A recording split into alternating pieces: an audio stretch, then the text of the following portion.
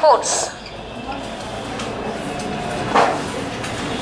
ठीक है, हमने जब कल आपको मतलब सैटरडे के दिन आपको जब न्यूटन लॉ बताया था, उसमें से फर्स्ट नियम पे बताया था ना कि जब हम किसी वस्तु पर बल आरोपित करते हैं तो उसमें जो हमारा बल होता है वो उसमें उपस्थित द्रव्यमान और त्वरण के गुणनफल के क्या होता है, अनुक्रमानुपाती, या फिर कह सकते हैं हाँ समीकरण का दूसरा है ना, न्यूटन का दूसरे नियम से समीकरण मिलता था।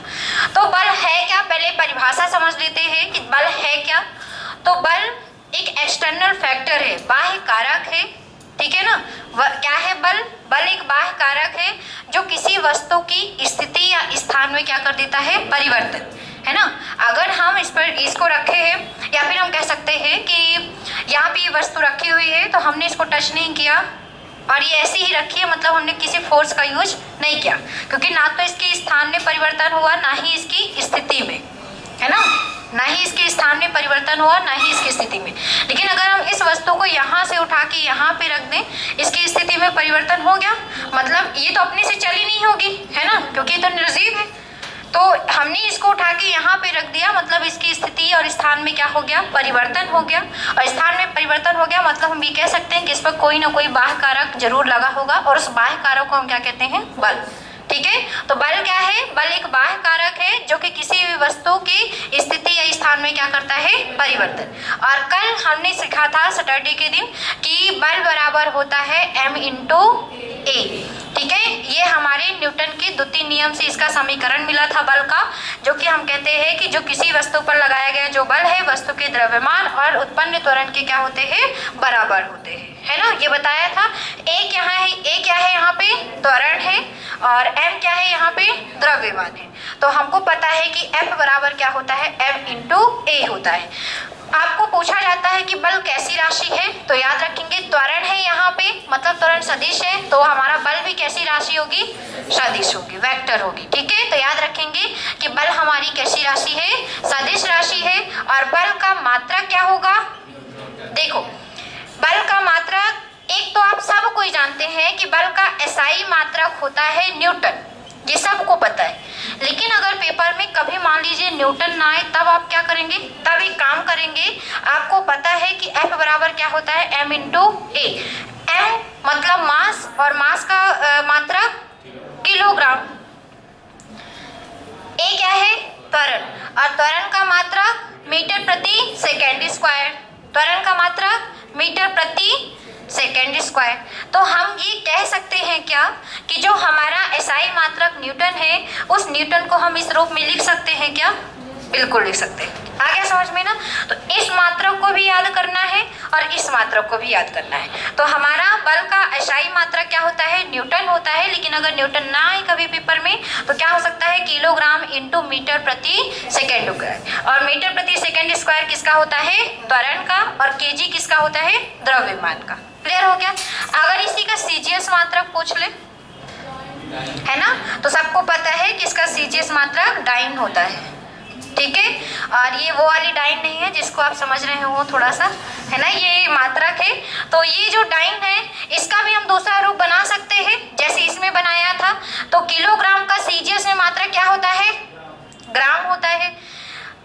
मीटर का क्या होता है, सेंटीमीटर होता है, और समय का तो सेकंड ही होता है। तो क्या हो जाएगा हमारा, ग्राम इंटू सेंटीमीटर प्रति सेकेंड स्क्वायर। समय का मात्रक सब में एक होता है ना, सारी पद्धतियों में एक होता है, एफपीएस में भी एक होता है, एमकेएस में भी सेकंड ही होता है, आपका सीजीएस में भी सेकंड ही होता है, एसआई में भी सेकंड। जो आपके फर्स्ट डे या सेकंड डे की क्लास में रहे होंगे तुमको पता होगा, क्योंकि हमने पद्धति पढ़ाई थी मात्रक की। ये 4 प्रकार की पद्धति, सीजीएस पद्धति, एफपीएस पद्धति, एमकेएस पद्धति और एसआई पद्धति। ठीक है, तो हम लोगों के इंडिया में ज्यादातर एसआई और सीजीएस पद्धति को हम पढ़ते हैं, इसलिए याद रखेंगे कि बल का एसआई पद्धति क्या होते हैं, न्यूटन होते हैं। अगर न्यूटन ना लिखा हो तो क्या होते हैं, किलोग्राम इंटू मीटर प्रति सेकेंड स्क्वायर। और सीजीएस में पूछ ले कि बल का सीजीएस में मात्रक क्या होता है, तो डाइन होता है, और डाइन को हम क्या लिख सकते हैं, ग्राम इंटू सेंटीमीटर प्रति सेकेंड स्क्वायर।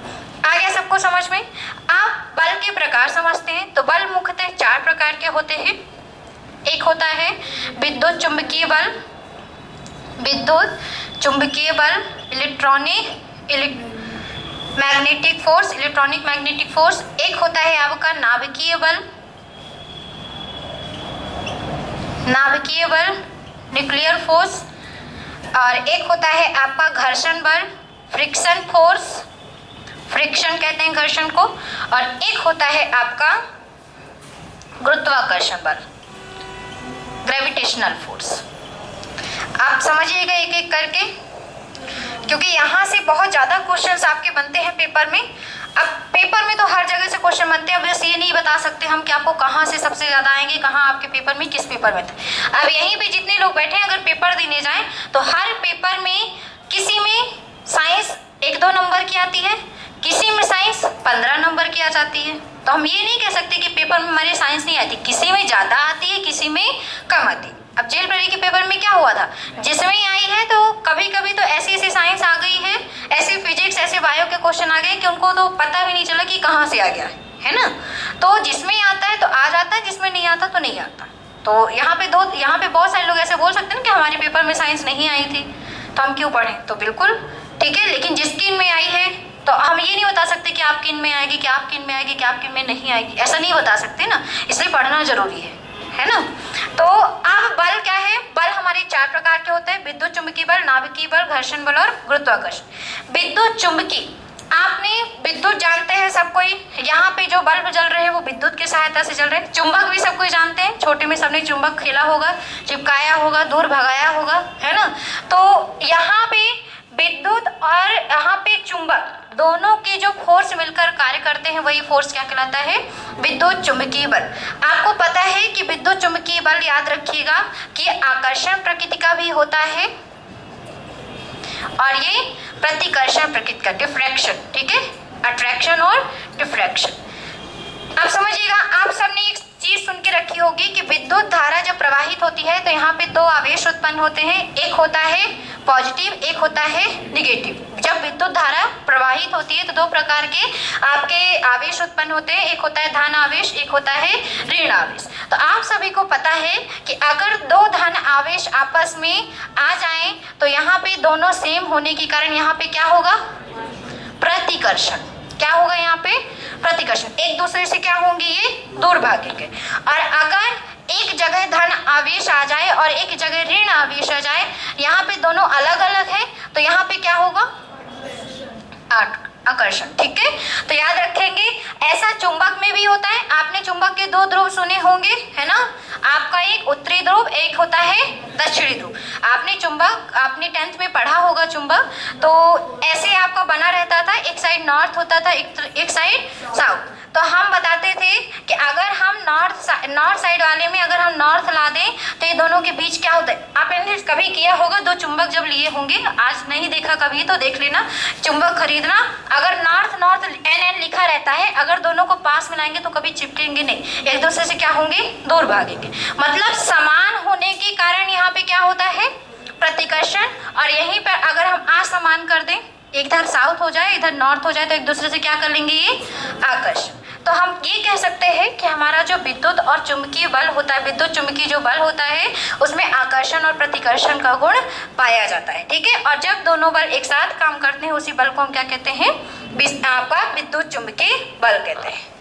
नाभिकीय बल, हमें पता है कि परमाणु होते हैं, अणु होते हैं, किसी भी पदार्थ में बनने के लिए सबसे पहले अणु होते हैं, परमाणु होते हैं, है ना, परमाणु फिर अणु फिर बनते हैं आपके, जैसे आपने सुन के रखा होगा, 10th में ही पढ़ा होगा। बीच में नाभिक होता है, न्यूक्लियस होता है, इसमें आपका एक न्यूट्रॉन होता है और एक क्या होता है, प्रोटॉन होता है।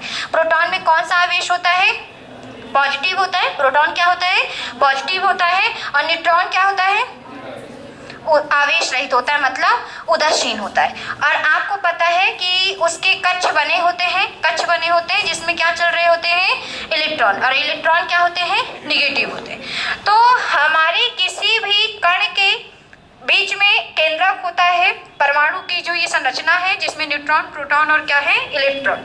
तो ये जो नाभिक है, नाभिक के मध्य लगने वाला जो बल लगता है ना, इन अणुओं को बांधने के लिए जो बल लगता है नाभिक के द्वारा, वो क्या कहलाता है, नाभिकीय बल। और पेपर में पूछा जाता है कि कौन सा बल सर्वाधिक क्या कह सकते हैं, स्ट्रांग होता है, प्रबल होता है, तो याद रखिए कौन सा बल होता है, नाभिकीय बल होता है, ठीक है। फिर आता है घर्षण बल, फ्रिक्शन फोर्स। फ्रिक्शन फोर्स क्या है, कोई बताइए हमें।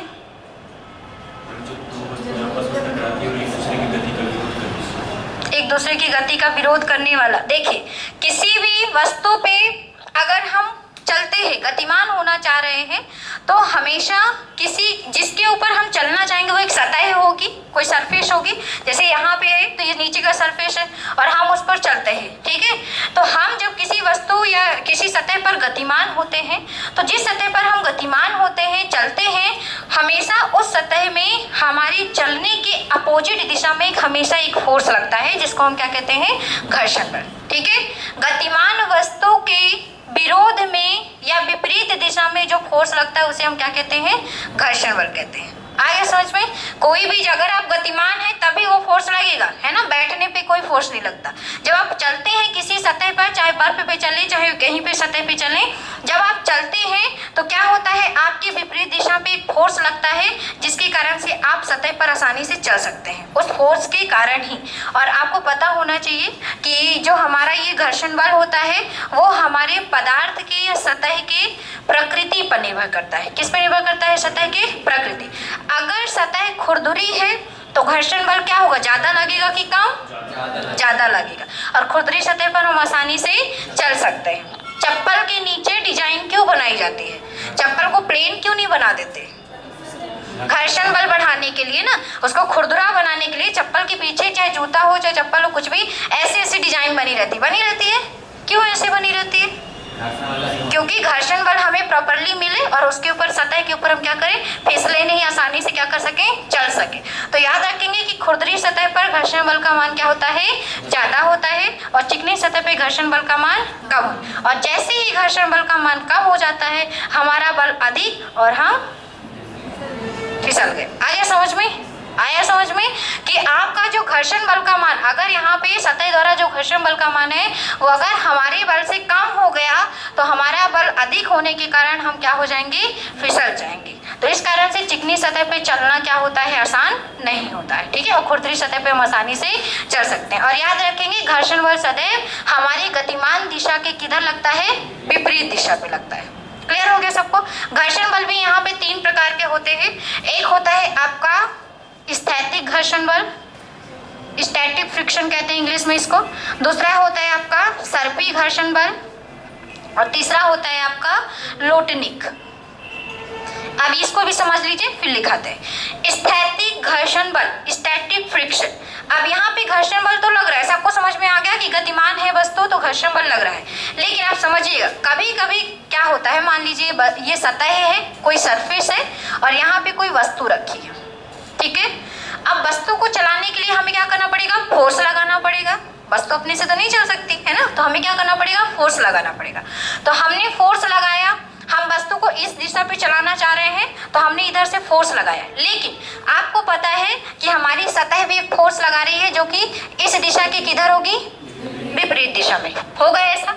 तो जब वस्तु इधर जाने की ओर तैयार हो रही होगी, चल नहीं रही है अभी, ठीक है, अभी वस्तु रखी हुई है, हम फोर्स लगा रहे हैं चलाने के लिए वस्तु को, लेकिन अभी वस्तु चल नहीं रही है। हम चलाने क्या, जब हम किसी वस्तु को गतिमान करते हैं या गतिमान करने का प्रयास करते हैं, तब हमारे सतह के विपरीत, हमारे बल के विपरीत दिशा में सतह से एक बल लगता है। और अगर ये इस बल का मान हमारे बल से अधिक हो तो वस्तु हिलेगी कि डुलेगी कि नहीं डुलेगी? नहीं डुलेगी।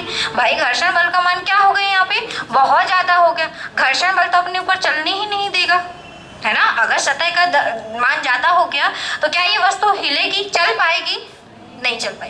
देखिए हम क्या कहना चाहिए, अभी हमने समझाया था ना कि घर्षण बल का मान यहाँ पे आपकी खुरदरी सतहों पर ज्यादा होता है तो भी हम लोग चल लेते हैं, क्योंकि वहां पे थोड़ा सा हमारा मान क्या होता है, अधिक होता है ना। अगर खुरदरी सतहों पर हमारा मान बहुत कम हो जाए घर्षण बल से तो हम नहीं चल पाएंगे, है ना। होता है ऐसा, हम थक जाते हैं ना खुरदरी सतहों पे चलते चलते, उबड़ खाबड़ पे चलते चलते, क्योंकि वहां पे घर्षण बल ज्यादा होता है, हमारा मन कम हो जाता है। तो अगर हमारी इस सतह से घर्षण बल का मान बहुत ज्यादा हो, हमारी इस वस्तु पे लगने वाले घर्षण बल से मान से क्या हो, बहुत ज्यादा हो, तो क्या घर्षण बल इस वस्तु को हिलने देगा? नहीं हिलने देगा। मतलब वस्तु यहाँ पे हिल डुल भी नहीं पाएगी। तो याद रखेंगे कि इस प्रकार के बल को हम, घर्षण बल को हम क्या कहेंगे, स्थैतिक। मतलब ऐसा घर्षण बल जो किसी वस्तु को अपनी सतह के ऊपर गतिमान नहीं होने देता है, ऐसा घर्षण बल क्या कहलाता है, स्थैतिक। मतलब वस्तु वहीं पे क्या रहेगी, स्थिर रहेगी। आगे समझ में। अब देखिए घर्षण बल का भी एक कोई मान होगा जिस मान से वो अधिक नहीं हो सकती है ना, हर चीज की एक लिमिट होती है, तो घर्षण बल की भी कोई लिमिट होगी। तो कोई ऐसा टाइम तो आएगा ही आएगा कि ये फोर्स अधिक हो जाएगा हमारी इस घर्षण बल से, तो वस्तु क्या हो जाएगी, गतिमान हो जाएगी, है ना। बहुत अधिक नहीं करना है, अगर इसका मान हमारी घर्षण बल से बहुत अधिक हो गया तो हम सरक जाएंगे और वहां पे घर्षण बल कैसा कहला जाएगा, सर्पी, है ना। जब फिसलते हैं तो वहां पे किस प्रकार का घर्षण बल हो जाएगा, सर्पी। और अगर मान लीजिए ऊपर से किसी ने गिरा दिया आपको, तो आप लोटा बन जाएंगे और लोटनिक हो जाएंगे। आ गया, वहां पे तो घर्षण बल तो क्या हो जाएगा, बहुत अधिक, हम तो रुक ही नहीं पा रहे हैं, हम तो गिरे जा रहे हैं, ऐसा हो जाएगा ना। तो जैसा लोटा लुढ़काते हैं, बॉल ढंगा दो, समझ लो, सब कोई जानते ही हैं। तो अगर गिरा दें और ऐसी कोई सतह हो, ऐसी वाली, हाँ सीढ़ियों से फिसला दो, तो वहां पे क्या होगा, कैसा घर्षण होगा, लोटनी। ठीक है, लुढ़कती हुई वस्तु पर लगने वाला घर्षण बल लोटनी, चिकनी सतहों पर लगने वाला घर्षण बल सर्पी, और जहां पे कोई वस्तु गतिमान नहीं हो वहां पे घर्षण बल स्थैतिक। क्लियर हो गया सबको। चलिए आप डालिए बल। किसी को कोई डाउट हो तो पूछो। नो स्टडी, अच्छा चलो लिखो फोर्स डाल के। लिखिए, वह बल वह बाह्य कारक है, बल वह बाह्य कारक एक्सटर्नल एफर्ट, बल वह बाह्य कारक है जो किसी वस्तु की स्थिति, बल वह बाह्य कारक है जो किसी वस्तु की स्थिति,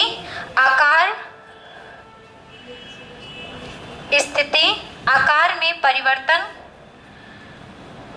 करता है या करने का प्रयास करता है। आकार में परिवर्तन करता है या करने का प्रयास करता है।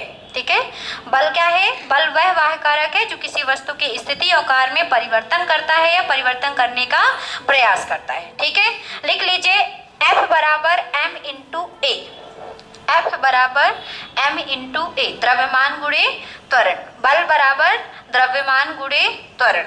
ठीक, अब लिखिए बल सदिश राशि है, बल सदिश राशि है, वेक्टर, बल सदिश राशि है, बल सदिश राशि है, बल सदिश राशि है। इसका एसआई पद्धति में मात्रक, इसका एसआई पद्धति में मात्रक, ये लिखा हुआ है, एसआई पद्धति में मात्रक न्यूटन या किलोग्राम इंटू मीटर प्रति सेकंड स्क्वायर, दोनों लिखना है। एसआई पद्धति में मात्रक न्यूटन या किलोग्राम इंटू मीटर प्रति सेकंड स्क्वायर होता है, किलोग्राम इंटू मीटर प्रति सेकंड स्क्वायर होता है, तथा सीजीएस पद्धति में मात्रक, तथा सीजीएस पद्धति में मात्रक, तथा सीजीएस पद्धति में मात्रक, सीजीएस पद्धति में मात्रक डाइन या ग्राम इंटू सेंटीमीटर प्रति सेकंड स्क्वायर होता है। सामने लिखा हुआ है डाइन या ग्राम इंटू सेंटीमीटर प्रति सेकंड स्क्वायर होता है। एक चीज पेपर में आती है कि 1 न्यूटन बराबर कितने डाइन होता है, तो ये स्टार पॉइंट बना के लिख लीजिए कि 1 न्यूटन बराबर 10 की घाते 5 डाइन, मतलब 1 न्यूटन कितने डाइन के बराबर है, 10 घाते 5 डाइन के बराबर। ठीक है, लिख लीजिए इसको बना के, 1 न्यूटन बराबर 10 की घाते 5 डाइन। ये बहुत इंपॉर्टेंट है, ये वन लाइनर में आ जाता है। चलिए आप लिखिए बल के प्रकार, आप लिखिए बल के प्रकार, टाइप्स ऑफ फोर्स, बल के प्रकार। लिखिए बल मुख्यतः 4 प्रकार के होते हैं, बल मुख्यतः 4 प्रकार के होते हैं, मुख्यतः 4 प्रकार के होते हैं। इलेक्ट्रोमैग्नेटिक फोर्स, विद्युत चुंबकीय बल, चारों के नाम पहले लिख लीजिए फिर एक एक करके लिखेंगे परिभाषा। विद्युत चुंबकीय बल, नाभिकीय बल, घर्षण बल, गुरुत्वाकर्षण बल। इलेक्ट्रोमैग्नेटिक फोर्स, पहला है इलेक्ट्रोमैग्नेटिक फोर्स, दूसरा है आपका न्यूक्लियर फोर्स, न्यूक्लियर फोर्स, नाभिकीय बल को न्यूक्लियर फोर्स कहते हैं। घर्षण बल को कहते हैं friction force, friction FRICATION friction force. और गुरुत्वाकर्षण बल को कहते हैं ग्रेविटेशनल फोर्स। हो गया सबका। अब पहले हेडिंग करिए विद्युत चुंबकीय बल, विद्युत चुंबकीय बल, इलेक्ट्रोमैग्नेटिक फोर्स। लिखेंगे विद्युत व चुंबकीय बल मिलकर जब आपस में कार्य करते हैं, विद्युत व चुंबकीय, विद्युत इलेक्ट्रॉन, विद्युत व चुंबकीय बल मिलकर मैग्नेटिक फोर्स, विद्युत व चुंबकीय बल मिलकर जब कार्य करते हैं या किसी वस्तु पर एक साथ बल लगाते हैं, या किसी वस्तु पर एक साथ बल लगाते हैं, एक साथ बल लगाते हैं, तो इस बल को एक साथ बल लगाते हैं तो इस बल को विद्युत चुंबकीय बल कहते हैं, विद्युत चुंबकीय बल कहते हैं, विद्युत चुंबकीय बल कहते हैं। यह बल, आगे लिखिए, यह बल अट्रैक्शन, आकर्षण, यह बल आकर्षण, यह बल आकर्षण अट्रैक्टिव तथा प्रतिकर्षण रिपल्सिव, रिपल्सिव बोलते हैं प्रतिकर्षण को, रिपल्सिव, ठीक है। आकर्षण तथा प्रतिकर्षण प्रकृति के होते हैं। यह बल आकर्षण तथा प्रतिकर्षण प्रकृति के होते हैं, प्रतिकर्षण प्रकृति के होते हैं। अर्थात समान आवेश तथा समान ध्रुव होने पर, अर्थात लिखिए आगे, अर्थात समान आवेश तथा समान ध्रुव, पोल कहते हैं ध्रुव को, समान ध्रुव, समान आवेश तथा समान ध्रुव होने पर क्या होगा, आकर्षण होगा कि प्रतिकर्षण? हाँ, समान आवेश तथा समान ध्रुव होने पर दोनों के मध्य प्रतिकर्षण, दोनों के मध्य प्रतिकर्षण तथा दोनों के मध्य प्रतिकर्षण तथा असमान आवेश, असमान आवेश, असमान आवेश, आवेश चार्ज, आवेश तथा असमान ध्रुव होने पर, असमान आवेश तथा असमान ध्रुव होने पर दोनों के मध्य आकर्षण होता है।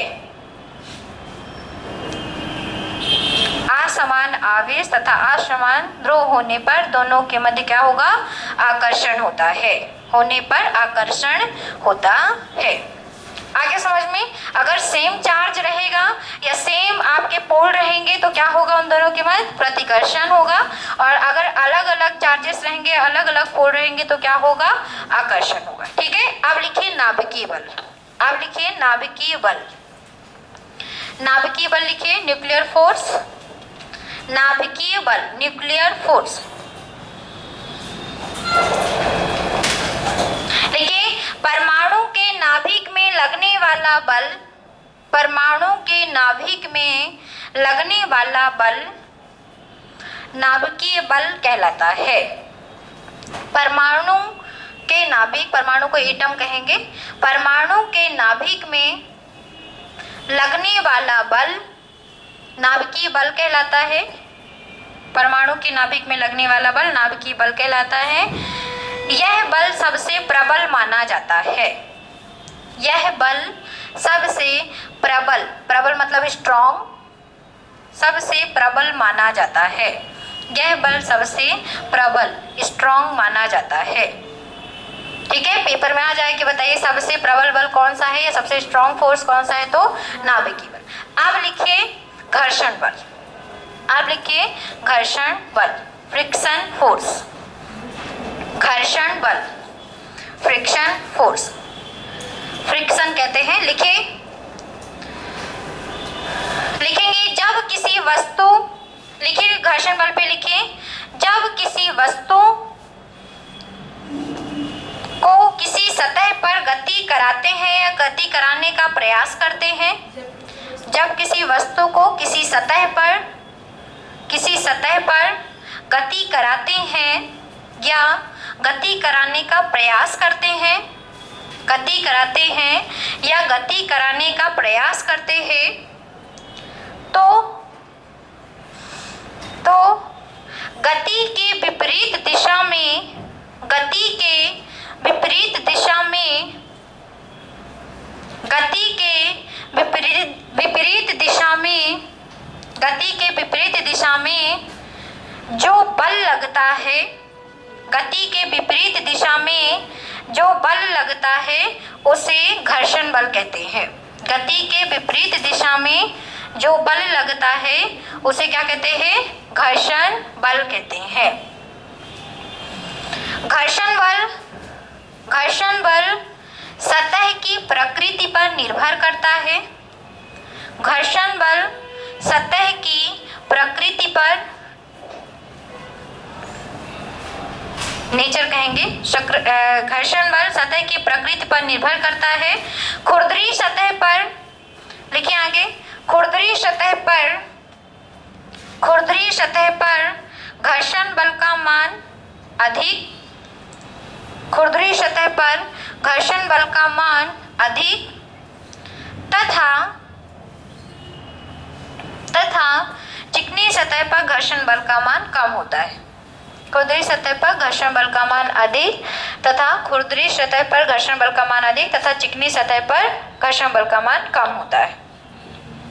चिकनी सतह पर घर्षण बल का मान कम होता है।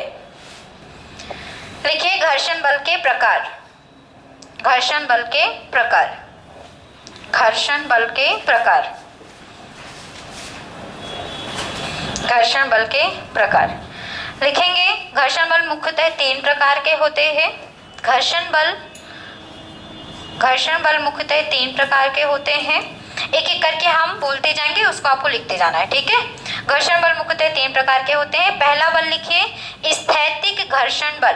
स्थैतिक घर्षण बल, इसको कहते हैं स्टैटिक फ्रिक्शन फोर्स, इंग्लिश में कहते हैं इसको स्टैटिक फ्रिक्शन फोर्स। बोले, चलिए स्टैटिक फ्रिक्शन फोर्स पे लिखिए। जब किसी स्थिर सतह पर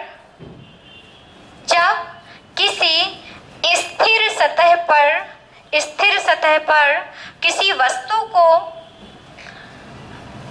जब किसी स्थिर सतह पर किसी वस्तु को बल लगाकर, किसी वस्तु को बल लगाकर गति कराने का प्रयास किया जाता है।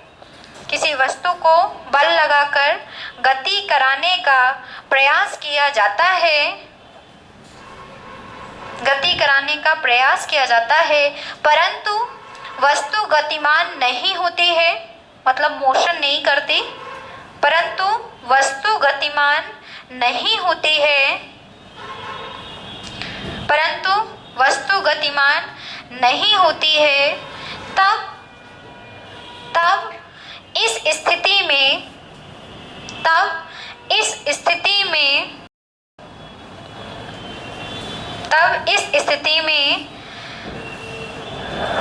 बल के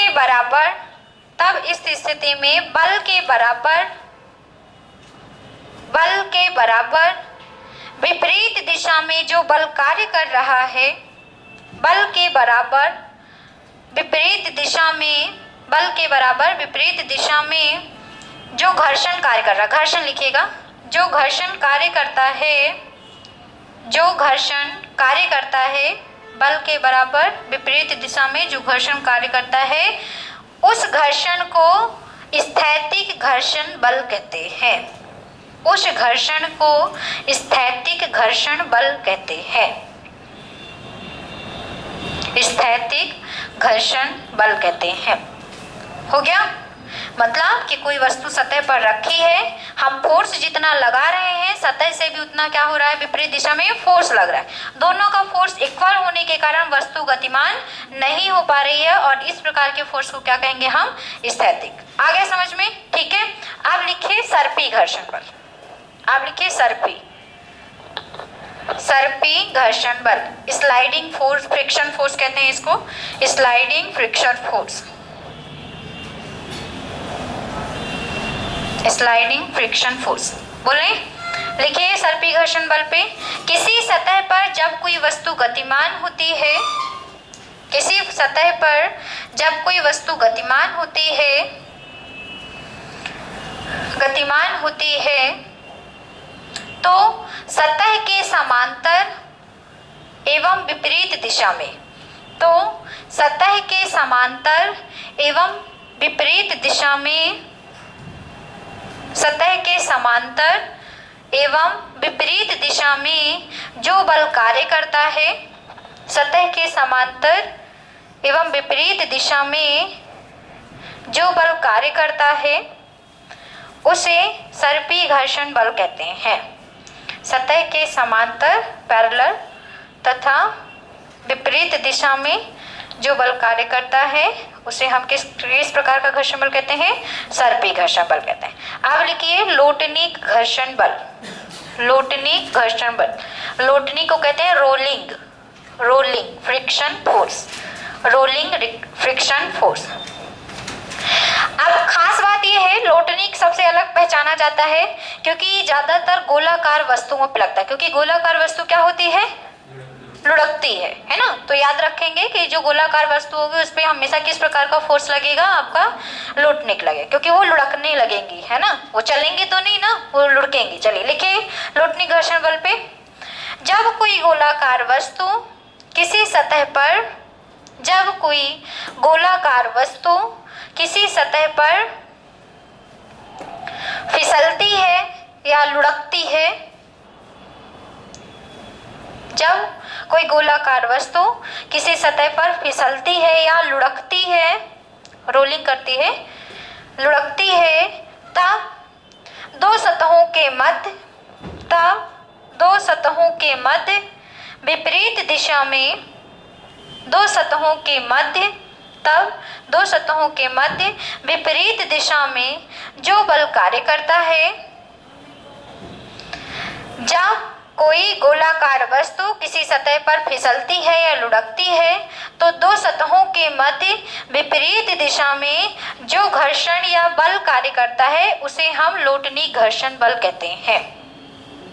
जो बल कार्य करता है या घर्षण कार्य करता है उस घर्षण को हम क्या कहते हैं, लोटनिक घर्षण बल कहते हैं। ठीक है, जो बल कार्य करता है उसे हम क्या कहते हैं, लोटनिक घर्षण बल। चलिए अब थोड़ा सा इंपॉर्टेंट पेपर में एक चीज पूछी जाती है कि बताइए आप किस, इन तीनों में से किस घर्षण बल का मान सर्वाधिक है। सबको पता है स्थैतिक का, क्योंकि वस्तु को हिलने भी नहीं दे रही है ना, तो स्थैतिक सबसे अधिक, फिर उससे कम किसका होगा, सर्पी, क्योंकि यहाँ पे वस्तु चल बस रही है, और सबसे कम किस में होगा घर्षण बल, लोटनिक, क्योंकि वस्तु क्या हो रही है, लुढ़क रही है। ये पता रहेगा आप लोगों को। ठीक है, चलिए फैक्ट बना के लिखिए, पहला स्टार पॉइंट बना के लिखिए, गति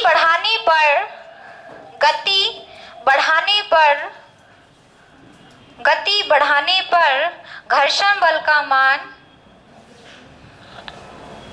गति बढ़ाने पर घर्षण बल का मान क्या होगा, बढ़ेगा कि कम होगा, बढ़ेगा, कम नहीं होगा। सुनिए, आप जिस वस्तु पर जितना फोर्स लगाएंगे आपके विपरीत में वो कोशिश करेगी वो वस्तु कि आपके उतना ही फोर्स लगाए, तो आप जितना मूवमेंट बढ़ाएंगे घर्षण बल भी क्या होगा, उतना ज्यादा लगेगा। भले वो थोड़ा सा कम हो आपसे, क्योंकि आप अभी चल पा रहे हैं उसके ऊपर, मतलब घर्षण बल आपसे कम है, लेकिन वो पूरा प्रयास करेगा आपको रोकने की, है ना। अगर वो बहुत कम हो गया और हमारा बल बहुत अधिक हो गया तो हम चल नहीं पाएंगे, हम क्या होंगे, फिसल जाएंगे। आ रहे समझ में? तो लिखेंगे गति बढ़ाने पर घर्षण बल का मान बढ़ता है। गति बढ़ाने पर घर्षण बल का मान बढ़ता है। ये आता है पेपर में कि बताइए गति बढ़ाने पर घर्षण बल क्या होगा, कम होगा, ज्यादा होगा, बराबर रहेगा, कोई परिवर्तन नहीं होगा। तो ये याद रखेंगे कि अगर हम गति बढ़ाते हैं तो घर्षण बल का मान भी क्या होगा, ज्यादा होगा। अगला लिखिए। अच्छा ये बताइए आप लोग, ठोस सतह है, ठीक है, सॉलिड है, आपका द्रव है और आपका गैस है, तो किसमें घर्षण बल ज्यादा लगेगा, ठोस पे कि द्रव पे कि गैस पे? ठोस पे। ठोस सतह पर घर्षण बल का मान क्या होता है, ज्यादा।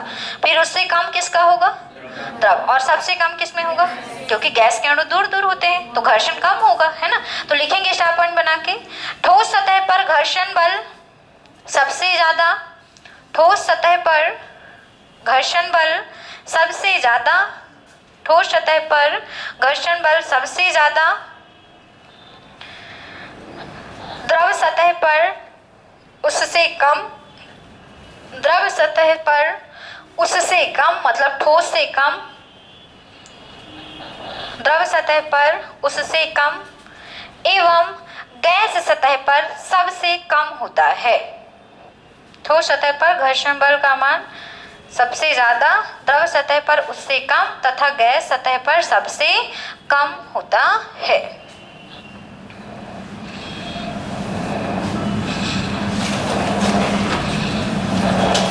देखिए एक क्वेश्चन यहाँ पे कभी कभी पेपर में घर्षण बल का एग्जाम्पल पूछा जाता है। क्वेश्चन ये है आपसे हमारा कि जो हमारे वायुयान होते हैं, एयरप्लेन वगैरह होते हैं, ठीक है, और आपके मिसाइल वगैरह होते हैं, तो आप देखते हैं हमेशा कि हमेशा उनका जो सामने वाला भाग होता है हमेशा नुकीला होता है ना। मिसाइल का भी पहले नुकीला फिर बाद में चौड़ा, ऐसे हमारे हवाई जहाज का पहले नुकीला फिर थोड़ा सा चौड़ा, ऐसा। तो ऐसा क्यों करते हैं आप बताएंगे? घर्षण बल का मान नुकीले बनाकर कम किया जा सकता है। और कोई? देखिए जब हमारा एयरप्लेन है, ठीक है, हवा में उड़ता है और हवा में वायुमंडल में गैस के बहुत सारे कण हैं और गैसों में भी घर्षण बल लगे भाई। जब कोई सतह से कोई गैस के कण टकराएंगे, बार बार घर्षण करेंगे किसी सतह से, तो घर्षण से क्या उत्पन्न होती है, आग उत्पन्न होती है, आग उत्पन्न होती है। तो इसलिए नुकीले बनाए जाते हैं वायुयान और जेट विमान और मिसाइल वगैरह, कि जब वो हवा में जाएंगे तो वो क्या हो कि पूरी तरह से अगर वो बराबर बना देंगे तो क्या होगा कि जो गैस के कण होंगे वो बराबर बराबर से स्क्रैच करते हुए जाएंगे, घर्षण करते हुए जाएंगे, फ्रिक्शन करते हुए जाएंगे। तो बार बार जब वहां पे घर्षण होगा तो एयरप्लेन में और आपके मिसाइल वगैरह में क्या लग सकती है, आग। तो इधर नुकीला बना दिया, तो नुकीला बनाने के कारण थोड़ा सा टच किया और फिर दूर चले जाएंगे, है ना। आया समझ में? जैसे कोई चीज नुकीली है तो नुकीली होने के कारण आगे टक्कर करेगी, लेकिन आगे टक्कर करके फिर दूर निकल जाएगी। बराबर पे नहीं है ना, तो बराबर अगर कर देते तो क्या होता, बार बार घर्षण होता, पूरी तरह से टच करते हुए जाते गैस के कण, तो क्या लग सकती थी, आग। इसलिए वायुयान जेट विमान क्या बनाए जाते हैं, नुकीले बनाए जाते हैं, ठीक है। तो लिखिए, वो बिल्कुल आपने सही कहा है, घर्षण बल का मान कम करने के लिए, ठीक है। लिखिए, गैस के अणुओं के घर्षण को कम करने हेतु, गैस के अणुओं के घर्षण को कम करने हेतु, गैस के अणुओं के घर्षण को कम करने हेतु वायुयान जेट विमान आदि नुकीले बनाए जाते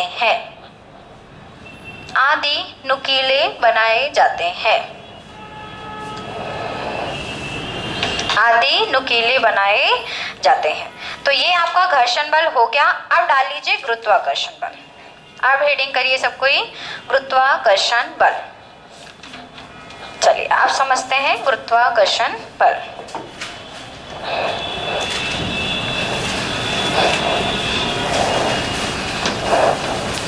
ये तीनों बल समझ में आ गए। देखिए दो बल में समझाने के लिए कुछ नहीं था, जब आप विद्युत पढ़ेंगे, चुंबक पढ़ेंगे, तब उसमें ज्यादा उस पर ध्यान फोकस किया जाएगा, है ना। अभी तो घर्षण बल पे हो गया, घर्षण बल। अब हम लोग पढ़ते हैं गुरुत्वाकर्षण बल।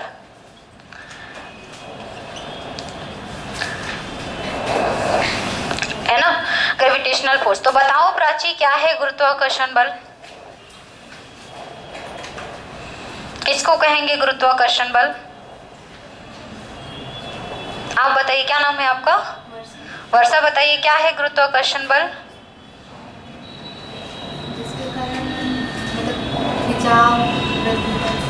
जिसके कारण खिंचाव उत्पन्न होता है वो बल घर्षण बल है, अरे गुरुत्वाकर्षण बल है। और कोई आप बताइए शिल्पी, क्या है गुरुत्वाकर्षण बल? गुरुत्वाकर्षण बल बताइए। आपसे कोई पूछ ले कि हमें बता दीजिए गुरुत्वाकर्षण क्या है, तो क्या बताएंगे आप? अपने लैंग्वेज में बताइए जो आपको समझ में आ रहा हो। दिया बताइए आप, क्या है गुरुत्वाकर्षण?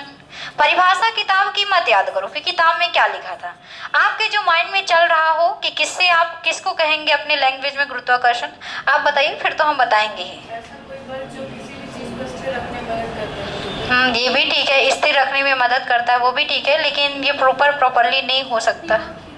अपनी ओर खींचने वाला बल, ये भी ठीक है। आकर्षण करने वाला है ना जो बल है वो गुरुत्वाकर्षण बल है। देखिए ये ऐसा हम परिभाषित कर सकते हैं इसको, ये जो बल होता है ये लोगों के बीच में नहीं लगता कि अपने ओर कोई खींच ले, है ना, किसी पिंड द्वारा लगता है ना, किसी पिंड द्वारा। केवल पृथ्वी का नाम नहीं ले सकते, यहाँ पे कोई पिंड का मतलब यहाँ पे सूर्य भी हो सकता है, पिंड का मतलब यहाँ पे चंद्रमा भी हो सकता है, पिंड का मतलब बुध शुक्र शनि, है ना। पृथ्वी तो होगी क्योंकि हम लोग पृथ्वी पे रहते हैं और हम लोगों को पता है कि हम लोगों में पृथ्वी द्वारा गुरुत्वाकर्षण बल लगता है, जिसके कारण हम पृथ्वी पर क्या है, स्थिर हैं, खड़े हैं। अगर पृथ्वी के गुरुत्वाकर्षण बल का मान बहुत कम हो जाए तो हम लोग उड़ने लगेंगे, पता है ना, है ना। तो एक प्रकार से शिल्पी का ये भी सही है कि हम स्थिर हैं, जिसके कारण वो बल ही हमारा गुरुत्वाकर्षण बल, ठीक है। तो ये पिंड द्वारा, जब किसी पिंड द्वारा किसी वस्तु पर किसी व्यक्ति पर जो बल लगता है जिसके कारण से वो स्थिर रहती है, या फिर कह सकते हैं कि हाँ स्थिर रहती है, तो वो बल क्या कहलाएगा आपका, गुरुत्वाकर्षण। ये पिंडों द्वारा लगता है, किसके द्वारा, पिंडों। उस पिंड में हमारी पृथ्वी भी आती है और पृथ्वी जिस बल को लगाती है उस बल को ही हम क्या कहते हैं, गुरुत्वाकर्षण बल, है ना। और इसी गुरुत्वाकर्षण बल के कारण सारी चीजें जब हम ऊपर फेंकते हैं तो वस्तु हमेशा किधर आती है, नीचे की ओर आ जाती है ना, क्योंकि गुरुत्वाकर्षण बल का मान पृथ्वी का बहुत ज्यादा है, जिसके कारण से वो हर चीज को क्या करती है, अपनी ओर आकर्षित कर लेती है, ठीक है। अब गुरुत्वाकर्षण बल का एक नियम दिया गया था न्यूटन द्वारा। न्यूटन ने गुरुत्वाकर्षण बल में एक नियम दिया था जिसे कहते हैं न्यूटन का गुरुत्वाकर्षण का सार्वत्रिक नियम, है ना, यूनिवर्सल रूल, है ना, लॉ।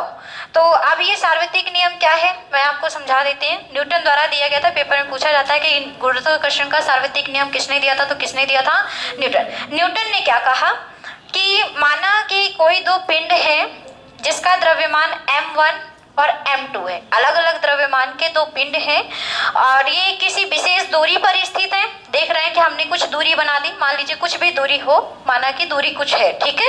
और ये हमारी जो दूरी है ये r मान लीजिए, इन दोनों के बीच की दूरी r मान लीजिए, ठीक है। तो कोई भी अलग अलग द्रव्यमान के जो पिंड हैं, माना कि m1 और m2 द्रव्यमान के जो पिंड हैं, इनके मध्य लगने वाला जो बल है या फिर गुरुत्वाकर्षण जो बल है या आकर्षण बल है, वो हमारे बल के, देखिएगा, ये दो पिंडों के मध्य लगने वाला जो बल है, दो पिंडों के मध्य जो लगने वाला बल है, इन पिंडों के द्रव्यमानों के गुणनफल के अनुक्रमानुपाती। फिर से, दो अलग अलग द्रव्यमान के दो पिंड हैं, इन पिंडों के मध्य लगने वाला जो बल है इनके द्रव्यमानों के गुणनफल के क्या है, अनुक्रमानुपाती, डायरेक्टली प्रोपोर्शनल, ठीक है, अनुक्रमानुपाती। तथा इनके मध्य जो लगने वाला बल है इन दोनों की बीच की दूरी के वर्ग के व्युत्क्रमानुपाती होता है। इन दोनों के मध्य लगने वाले बल के दूरी के बीच के क्या होता है, व्युत्क्रमानुपाती, ठीक है। आगे समझ में, व्युत्क्रमानुपाती हमेशा ऐसा होता है ना कि वो हमेशा नीचे होता है, मतलब हर चीजें इसके साथ क्या होगी, उल्टी होगी, है ना। अगर दूरी बढ़ती जाएगी तो बल का मान क्या होता है, क्या होगा, कम हुआ। उल्टा होता है ना हमेशा व्युत्क्रमानुपाती में, अगर ये बढ़ता है तो ये घटता है, ये घटता है तो बढ़ता है। लेकिन इसमें क्या दिख रहा है, अनुक्रमानुपाती, डायरेक्टली प्रोपोर्शनल।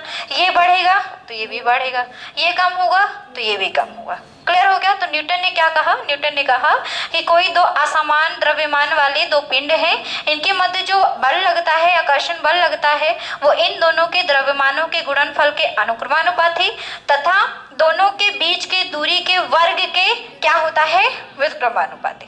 अब इन्होंने कैसे ज्ञात किया, कैसे ज्ञात नहीं किया, अब न्यूटन जी जाने, हम नहीं जानते। लेकिन इन्होंने जो नियम बनाया है वो आपको याद करना है। लेकिन ऐसा होता है जब आपको उपग्रह पढ़ाएंगे तो आपको पता चल जाएगा कि उन्होंने ऐसा नियम कैसे दे दिया, ठीक है ना। तो अभी समझिए कि किन्हीं दो असमान द्रव्यमान वाले दो पिंडों के मध्य लगने वाला जो आकर्षण बल है, इनके द्रव्यमानों के गुणनफल के अनुक्रमानुपाती तथा बीच के दूरी के वर्ग के क्या होता है, व्युत्क्रमानुपाती। इन दोनों को हम साथ में लिख सकते हैं क्या, बिल्कुल लिख सकते हैं। अनुक्रमानुपाती करना है मतलब r को नीचे रहने दीजिए और एक की जगह हम क्या लिख दें, m1 इंटू m2, बिल्कुल लिख सकते हैं, हमने लिख दिया है ना। और हम अगर इस सिंबल को हटाना चाह रहे हैं तो क्या लगेगा, यहाँ पे नियतांक लगेगा, है ना। कांस्टेंट लगता है, यहाँ पे नियतांक लगता है, और यहाँ पे नियतांक क्या लगेगा, जी, कैपिटल जी। गुरुत्वाकर्षण को, गुरुत्वाकर्षण ये जो बल है, यहाँ पे गुरुत्वाकर्षण नियतांक लगता है जिसको हम कैपिटल जी से प्रदर्शित करते हैं। तो हमारा ये चिन्ह हट गया, इक्वल पे आ गया m1 into m2 upon r square. अब मान लीजिए कि अगर आपके पेपर में आ जाए कि बताइए गुरुत्वाकर्षण जो है, या गुरुत्वाकर्षण जो नियतांक है उसका मात्रक क्या होगा गुरुत्वाकर्षण का, तो मात्रक बनाने के लिए हम इस g को यहीं पे रहने देते हैं, इन सब को इधर ले आते हैं। तो नीचे वाला f के साथ क्या हो जाएगा, मल्टीप्लाई हो जाएगा, क्योंकि भाग में था तो इधर आएगा तो इंटू हो जाएगा, और m1 m2 क्या हो जाएंगे, नीचे आ जाएंगे, तो m1 इंटू m2 हो गया। तो g बराबर क्या हो गया, गुरुत्वाकर्षण नियतांक बराबर बल गुणे दूरी का वर्ग बटे द्रव्यमान, दोनों द्रव्यमान है ना। और दो द्रव्यमान है मतलब ये क्या हो जाएंगे, m स्क्वायर हो सकते हैं ना, द्रव्यमान kg, द्रव्यमान का मात्रक kg, और इधर भी क्या है kg, तो दो kg मिलेंगे मतलब kg स्क्वायर। आगे समझ में, kg स्क्वायर। और बल का मात्रक तो आपको पता ही है, क्या होता है बल का मात्रक, न्यूटन, और दूरी का मात्रक तो r का स्क्वायर है मतलब क्या हो जाएगा यहाँ पे, मीटर स्क्वायर। तो हमारे गुरुत्वाकर्षण नियतांक का जो मात्रक होता है वो क्या होता है, न्यूटन इंटू मीटर स्क्वायर बटे kg स्क्वायर। आ गया सबको समझ में, kg स्क्वायर कैसे हुआ, ठीक है। तो ये हमारा क्या होगा, गुरुत्वाकर्षण नियतांक का मात्रक। अब पेपर में एक क्वेश्चन और पूछा जाता है कि बताइए पृथ्वी के गुरुत्वाकर्षण नियतांक का मान कितना होता है। बहुत कुछ पूछा जाता है, चलो। तो g बराबर क्या होता है बताइए, नहीं वो तो गुरुत्वीय त्वरण होता है 9.8, 6.67 इंटू 10 की पावर 11 कि 15 के 16, 11 क्या 6.67 गुणे 10 की घात -11 न्यूटन मीटर स्क्वायर बटे kg स्क्वायर। सब कुछ आता है पेपर में, क्या करें, बहुत पढ़ना है, बहुत ज़्यादा पढ़ना है ना, बहुत ज़्यादा पढ़ना है। देखो इस कंपटीशन की फील्ड में आने का मतलब ही है अपने आप को एक योद्धा बना लेना, क्योंकि कंपटीशन, अभी समझ लो हमारे 4000 फॉर्म में से 4000 कांस्टेबल के फॉर्म में 8 लाख फॉर्म डाले हैं, 4000 वैकेंसी 8 लाख फॉर्म। तो सोच लो कौन जाएगा सेलेक्ट होके, सोचो, अभी सोच लो, अभी फॉर्म डाल रहे हैं, अभी फॉर्म डाल रहे, कहीं ऐसा ना हो कि 12 लाख पहुंच जाए किसी दिन, है ना, बढ़ गई ना डेट फिर से, सोच लो, मतलब 12 लाख लगा लो, 12 लाख तो पहुंच जाएगा, ये तो हमको पता हो गया।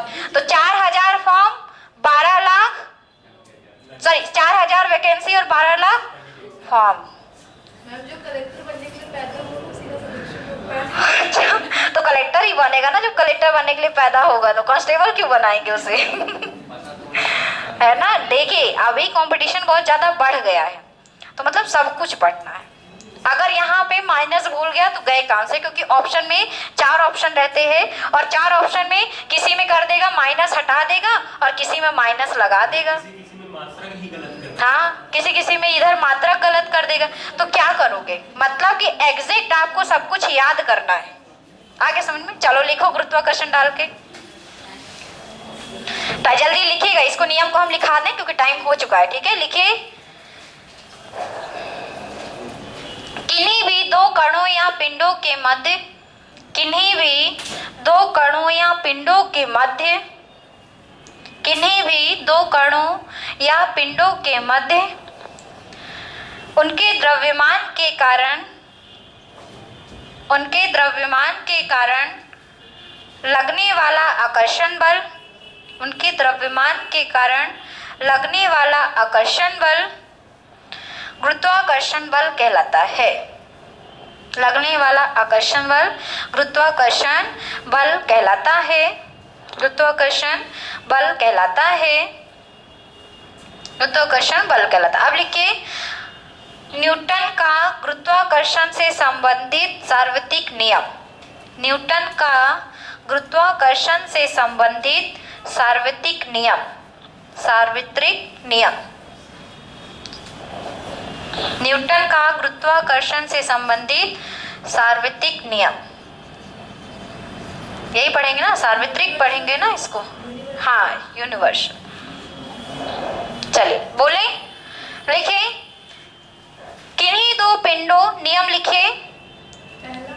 अरे ये पूरा नियम, पहला दूसरा नहीं है, पूरा ही लिखना है इसको। लिखिए, किन्हीं दो पिंडों या कणों के मध्य लगने वाला आकर्षण बल, किन्हीं दो पिंडों या कणों के मध्य लगने वाला आकर्षण बल, किन्हीं दो पिंडों या कणों के मध्य लगने वाला आकर्षण बल उनके द्रव्यमानों के गुणनफल के अनुक्रमानुपाती, उनके द्रव्यमानों के गुणनफल के, उनके द्रव्यमानों के गुणनफल के अनुक्रमानुपाती, डायरेक्टली प्रोपोर्शनल, अनुक्रमानुपाती तथा उनके बीच के दूरी के वर्ग के, उनके बीच के दूरी के वर्ग के वर्ग क्या कहेंगे, स्क्वायर, वर्ग के व्युत्क्रमानुपाती होता है।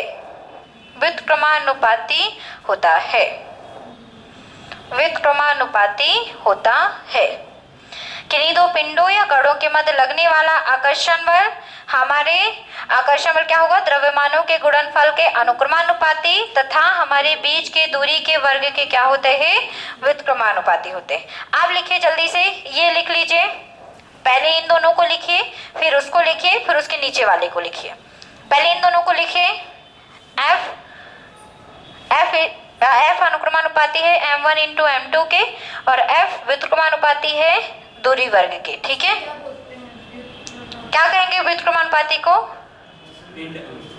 इनवर्सली, इनवर्सल, इनवर्सल, इनवर्सली बोला था।